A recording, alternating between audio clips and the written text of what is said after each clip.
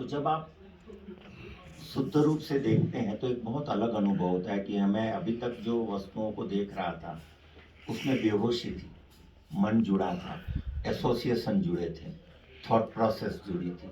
और अभी आपने जो प्रयोग किया उसमें थॉट प्रोसेस नहीं थी, कोई विचार का धुआं नहीं था। फर्स्ट हैंड एनकाउंटर जिसको कहते हैं, इसलिए उसको कुंवारी दृष्टि से देखा गया।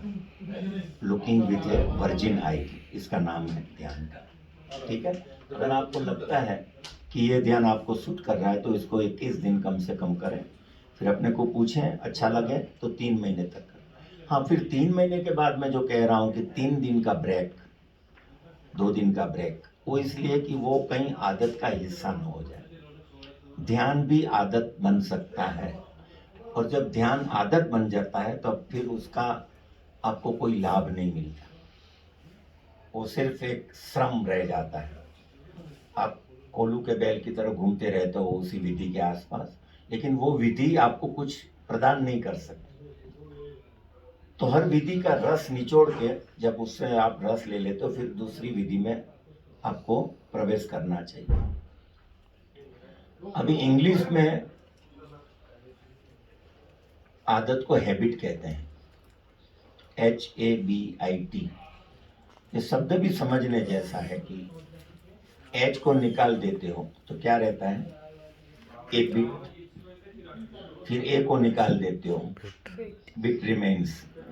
फिर बी को निकाल देते हो, इट रिमेन्स। तो आदत पीछा नहीं छोड़ती। जैसे हैबिट शब्द है तो वो रहती है। फिर आई को भी निकाल दो तो टी, तो वो भी आदत का हिस्सा होता है। चाय जो इसको हम टी कहते हैं, तो ये बहुत प्यारी बात है कि HABIT में से एच निकालो, ए बिट रहता है, यानी वो आदत रहती है। ए निकाल दो, बिट रहता है, आदत रहती है। बी निकाल दो, इट आदत रहती है। फिर आई को भी निकाल दो तो टी रहता है, वो भी आदत ही है, चाय की आदत। तो हम आदत से जितना जिएंगे उतना ध्यान से दूर चले जाएंगे, और जितना ध्यान में आएंगे, दोनों साथ में नहीं रह सकते। जहाँ आदत है वहाँ ध्यान नहीं, जहाँ ध्यान है वहाँ आदत नहीं। ठीक है, तो हमारे जीवन में जितनी कम आदतें उतना शुभ, उसको आप कम से कम ले आए। फिर दूसरा ध्यान है कि हर चीज को पूरी संवेदना के साथ करना है, फीलिंग लेवल को बढ़ाना है। खोपड़ी ज्यादा ना चले, हृदय ज्यादा चले, और उससे भी फिर आगे हृदय से भी अटकना नहीं, फिर नाभि चले। अध्यात्म के मार्ग पे, जो सत्य का मार्ग है, उसमें हम ऐसा सोचते हैं कि हम हृदय से जिएं, तो हम ठीक नहीं सोचते हैं। खोपड़ी से जीते हैं उससे अच्छा है आप हृदय से जीते हैं, लेकिन अस्तित्वगत आपको नाभि से जीना है। तो नाभि का महत्व क्या है